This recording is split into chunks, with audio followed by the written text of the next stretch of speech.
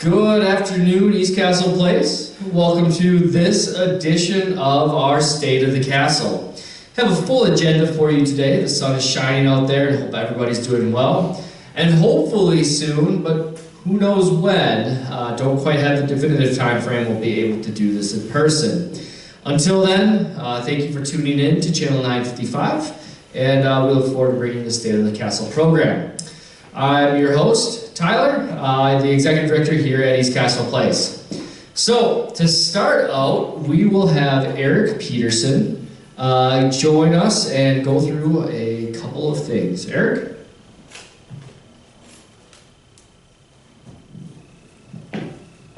Thank you, Tyler. I just want to take a few minutes to kind of close the loop on the garage cleaning. I want to thank everyone for their working with us and their coordination to get their vehicles out so we could get the garage cleaned and painted. We did finish that last week Friday. So all three areas, Water Tower, Contemporary, and Bradford Terrace, all the garages were cleaned, all the light bulbs were changed, all the lines were restriped and numbers redone. So thank you for your cooperation. We're happy to be done with that. The next item largely we'll be working on is there'll be a letter going out regarding inspections of decks, the wood decks in the Contemporary building. So you'll see that letter soon, and we'll be coming by just to inspect them for safety and replacement, because later this year, in early August, we'll be looking at restaining and repainting the railings. So I just want to say thank you again for your cooperation, and happy everything turned out really well. Thank you. All right, thank you, Eric, and thank you to the team. The garages look great, and look forward to a clean garage. The next individual that I'll welcome up is Lindsay V. Goot, our administrator of the Health Center, and she's going to give you an update about COVID-19, as well as the most recent happenings that we just finished up with the state of Wisconsin. So, Lindsay, take it away.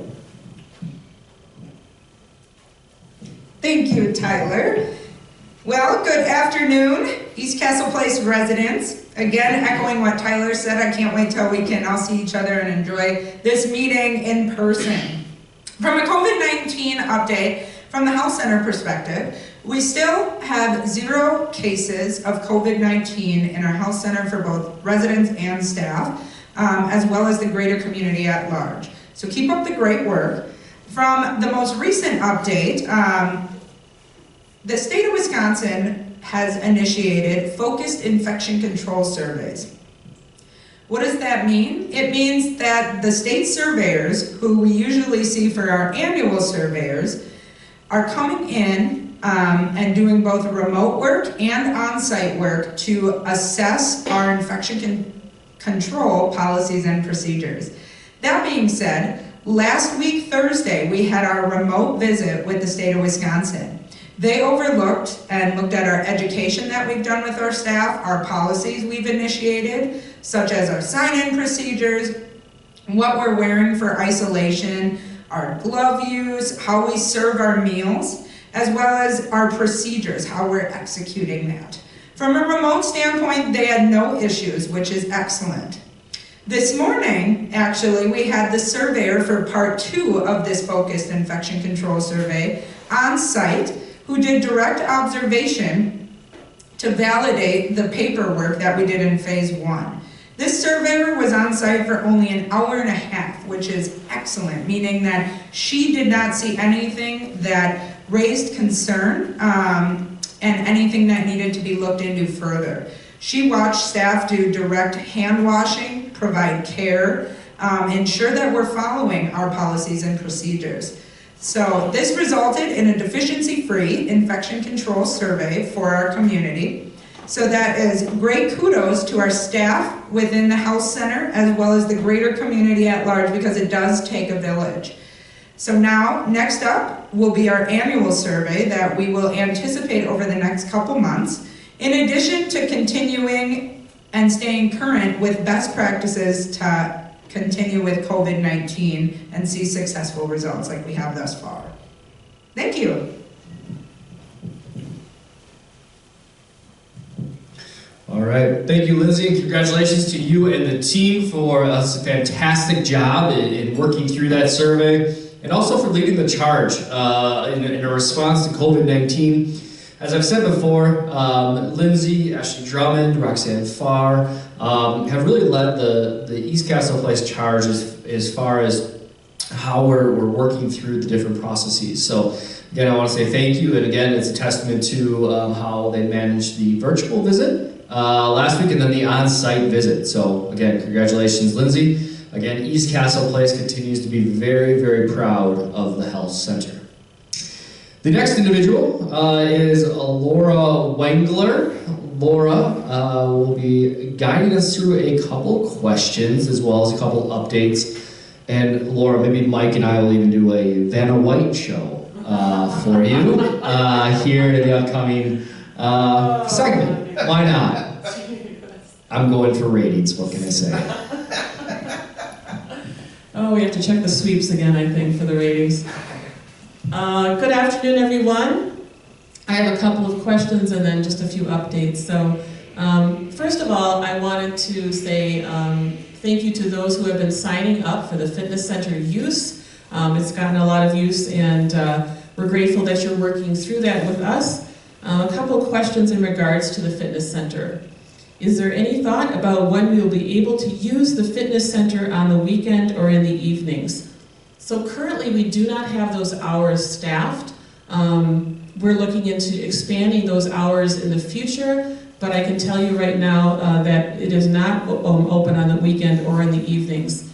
So watch for those changes in the future, but still continue to sign up for the fitness center as well as the pool at the front desk. What's the scoop on the whirlpool? Here's the scoop. It is open. So you can use the whirlpool just one resident at a time, and you do not need to sign up for that. Oftentimes if one resident is using the pool, then they just go to relax in the whirlpool, but it is open. Also, to let you know, a staff update for those of you who worked with Amaro, he's no longer with us. He's decided to pursue another avenue, and we do wish him well. We're currently in the process of hiring a new coordinator for our Aquatics and Fitness Center, and looking at that will also help us expand more of our classes, including classes during the day and our aquatics classes that we're offered. So that's all I have for you today. Thanks for everything that you're participating in, and I hope you enjoyed the music concert yesterday. Back to you, Tyler. Oh, let's show something off. Oh, he's taking the van. Here we are. Okay, passing by is one of our wonderful 12 tables that we purchased for Lindsay Hall. They are, oh, perfect, Vanna, Tyler. So you can see that they, they're the perfect height for our socials and our parties. They are easily movable, and they actually will fold down after use. So the last time that we had a meeting in Lindsay Hall, which included probably 13 or 14 people, it took 2 minutes to set up these tables. So what does that mean? Oh, it's going to be so much easier for setting up our large socials, our events, our book reviews, so many things that we use in Lindsay Hall. So we said goodbye to the old tables and hello to the new. Thank you, Tyler, for that wonderful demonstration. It's my pleasure, Laura, and thank you for sourcing those wonderful tables. It was much needed. The old tables were kind of a mixed match of tables. So now we have a very professional looking table, one that will be utilized here in the near future. Just a brief update, Carlos Matos had something come up, so on his behalf, I will just do a quick report from a resident question. Somebody asked, how many meals can you have each month? Why are they numbered each time they are delivered? I'm happy to take that first question of how many meals can we have each month. It is 1 meal per day currently. So if it's a 30-day month, you get 30 meals.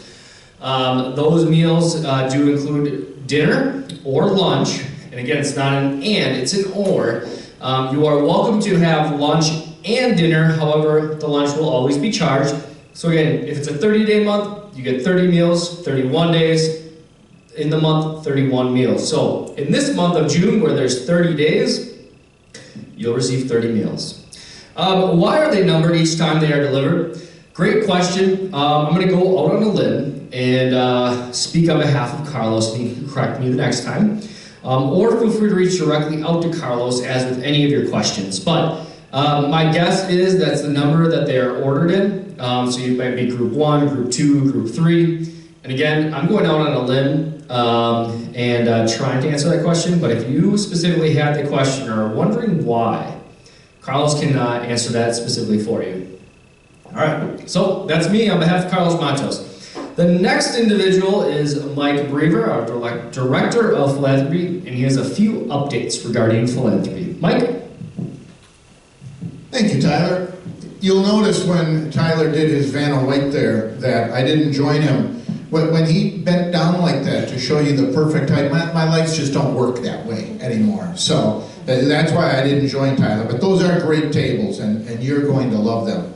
I had one specific question that was posed to me today, and I'm going to mention it to you before I get too far into this, because I want you to know that I didn't forget, but I'm not going to answer it first. Someone wanted an update on the sound system, and I will give you an update on that before I begin. But there's a couple of very brief updates that I want to give you first. We've talked for the last couple months now at State of the Castle about the fact that we had a Brewers game scheduled this summer, specifically July 26th, the Pittsburgh Pirates. And I've told you to be aware of the fact that it may in fact be canceled given what's happening to the season and how the season's been affected by coronavirus.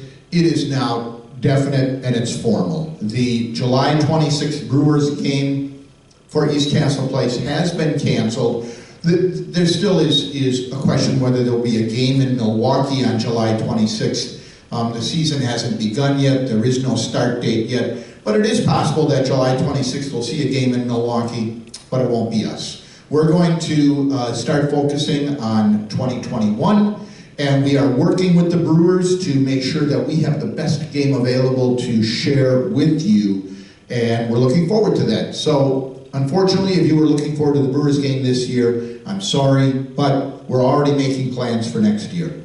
Second of all, last year was our 135th anniversary. We specifically had a brand new logo created to go with that, and we highlighted the logo by having some East Castle Place shirts available for people to purchase. Many of you did. I'm pleased to say that it was such a resounding success last year that we're doing it again this year. We're just going to have our standard East Castle Place logo on the shirts this year. You will be receiving a flyer in your mailbox or on the ledges outside your units, probably within the next day or so. Unlike last year, we don't have 14 or 15 options for you to choose from. We have a very attractive polo shirt in a men's style and an attractive polo shirt in a women's style.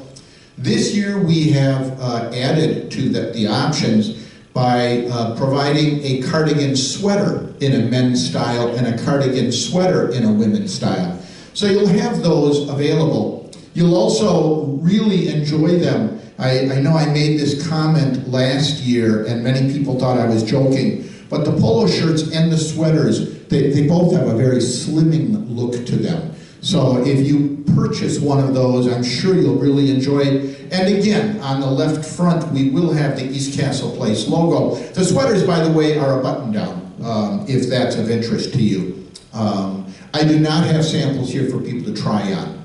I am told that all the sizes are pretty true to actual sizes, except the 3X and the 4X. We do have those available, but they tend to run large, as you would imagine. Okay, we also have a new item that I need to share with you, and that is East Castle Place is the recipient of a very generous donor. We have recently received an art collection that was given to East Castle Place. The original intent was that we might highlight some of the art around the campus, but after review, the board of directors, Tyler, it was decided that the art would be best used by creating a cash donation to East Castle Place. We have received the donation. We have it in storage right now, and we will be sending it out to an auction house with the consent of the donor.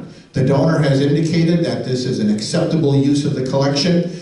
It's valued by appraisal at $122,000. Of course, that is going to be dependent upon what we can get for it at an auction house. So we'll keep you informed on that. I'm sure you all can imagine this is not the year to be going out for auction on things like art. So we will actually hold them. We have them in storage right now in a climate-controlled environment specific to art.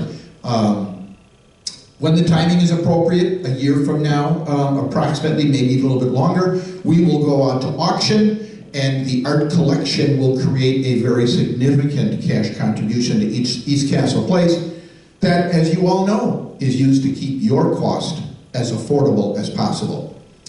I also want to bring you up to date on the treasure chest. We did reopen last Friday for the very first time in over 3 months now. Just to bring you up to date on a couple of items. It will only be open on Fridays. It is open from 10 until noon, which is our traditional Friday hours. However, because of the coronavirus, there are certain precautions that we are taking, and we ask you to bear with us on this.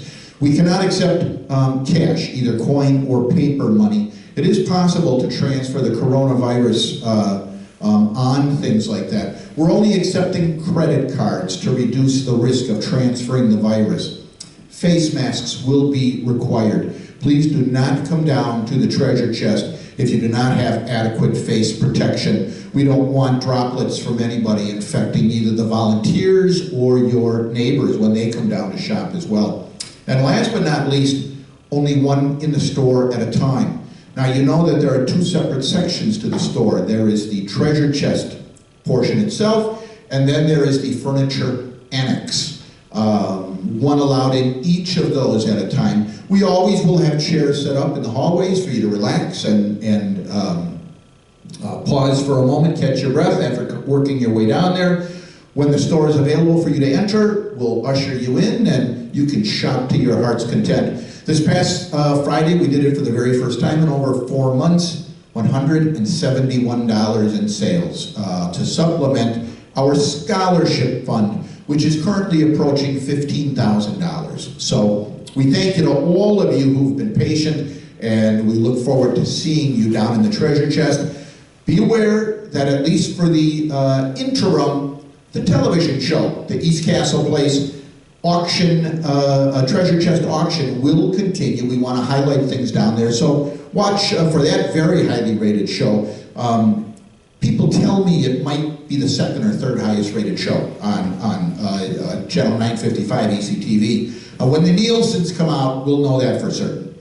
Now, the sound system. Let me bring you up to date on that. It's a little bit of a convoluted story, and it's going to sound like I'm making things up as I go to try to cover the fact that this has taken a long time. That is not the case.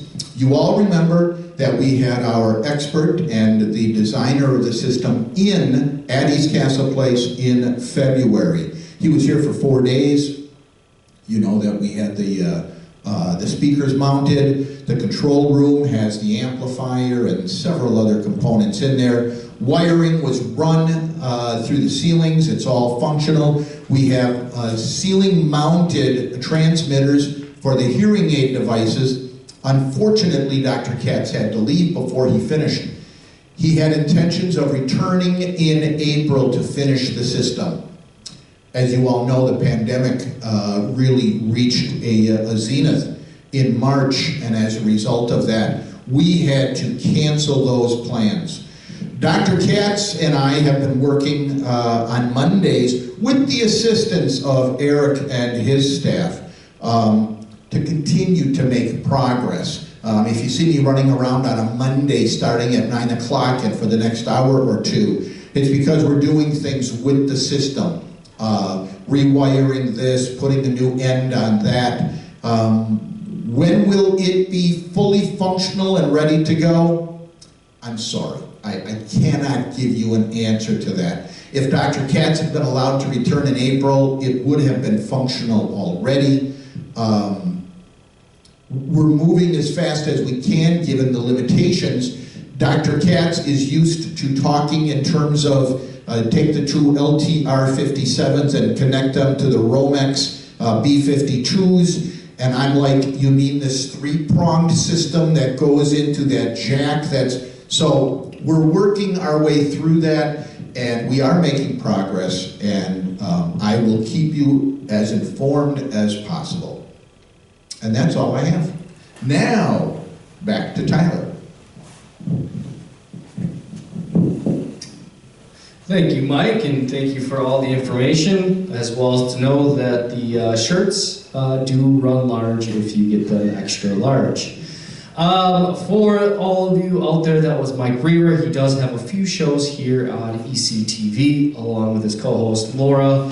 The ratings are to be determined. So, anyways, question just from residents came up. Computer center on the second floor of Water Tower. So many of you may know that we have a number of computers around the campus.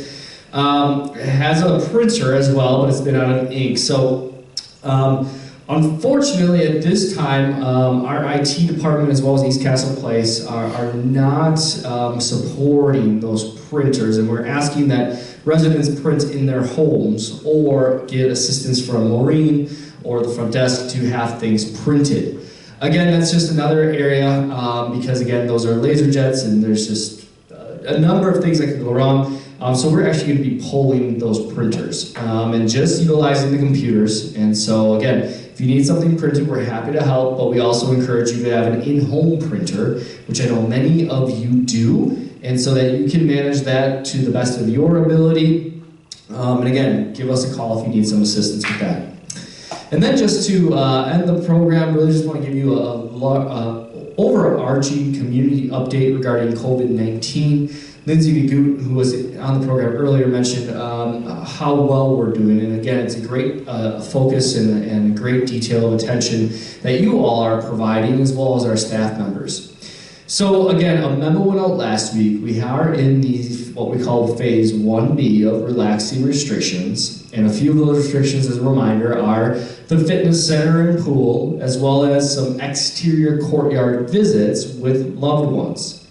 This is only exterior courtyards, and they have to be signed up. And I'm sorry that I'm having to do this, but again, it's for your safety and the safety of East Castle Place as a whole. Again, those exterior courtyard visits should happen between 9 a.m. and the last appointment at 2 p.m. with 1-hour time blocks. There are 3 time slots for each one, and they are located out in the gazebo courtyard, but the sign-up is at the front desk. We ask that we stick to those 1-hour time blocks, and unfortunately, if a family member does come late, your time does still end at that 10 o'clock if somebody were to also be there. I also, like Laura mentioned about the fitness center, we do not have them open for weekends at this point because we are also trying to staff that area to make sure we're sanitizing, maintaining social distance, all those precautions that have been so successful in mitigating COVID-19. So again, I ask for your adherence, your compliance with the request of signing up at the front desk. And I know it's not how I like to operate. I want to assure you of that, and I don't want you to think that this is how it's always going to be, and this is always going to be Tyler's way or no way. That's not my intent. My intent is truly just to keep you safe. It's to keep your fellow residents safe and your loved ones safe as well. So I know I put a memo out clarifying some of those things last week, and you'll have another memo coming out if this airs on Thursday, reiterating some of those things. We are not looking at reopening anything other than the store, which will be opening July 6th. So again, after the 4th of July is when the resident store will be open. And again, same restrictions as the treasure chest, 1 in, 1 out, so 1 resident in at one time. And look for some memos and signs to that nature. But again, your adherence to these restrictions or precautions as even relaxed are a must. We cannot and know that COVID-19 is behind us. And we can't lose focus on the mitigation of this. And I know you've all watched the news and seen the different states that have spiked. Arizona, Florida, for instance. Wisconsin is not there, although our numbers, we are watching them daily. We tried it back down on Tuesday. We had a little bit of I think it was like a 5%, not increase, but a 1% increase above the previous day.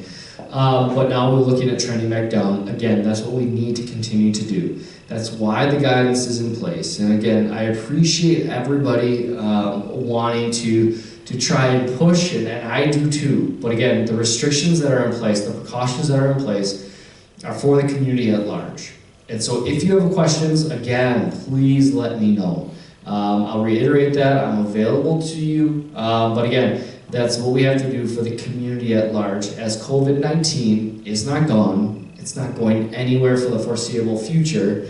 And as we take these strategic steps, the only reason we're able to take the strategic steps are because of the precautions that we are all following.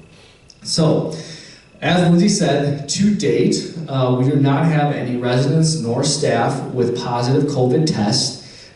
We continue testing. Right now we're through well over 100 employees, close to 100 residents. All tests have been negative. However, if you're independent living and are watching this and saying, Tyler, when am I getting tested? My answer is going to be the same. At this time, you're looking like probably mid to late July for potential testing. And the reason for that is because you are not in a regulated area, although you are very important, and I don't want to lose sight of that. There are testing sites around Milwaukee that you are able to go, and you can submit your results to us if you'd like. But again, because of how we're phasing testing, because of the restrictions and regulations we have to adhere to, both federal and state in our health center areas, those are the areas that are getting priority. There are also the areas that employees are receiving priority because, again, we want to ensure the safety and security of our most vulnerable population. And that most vulnerable population is in our skilled nursing area, so on and so forth. So, but again, if you have questions regarding tests, let me know. I'm happy to assist you in that. But again, there is a method to our madness, there is a plan in place, and again, just all in the sense of safety and security for East Castle Place as a whole.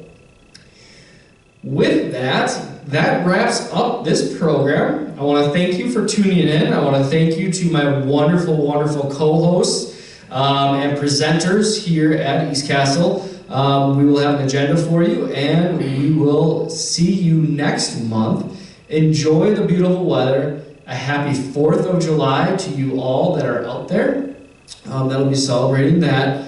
And again, I look forward to seeing everybody around. Continue to wear your face masks. Continue to wear them properly. And we'll see everybody around. With that, take care. Have a wonderful rest of your Thursday. Bye.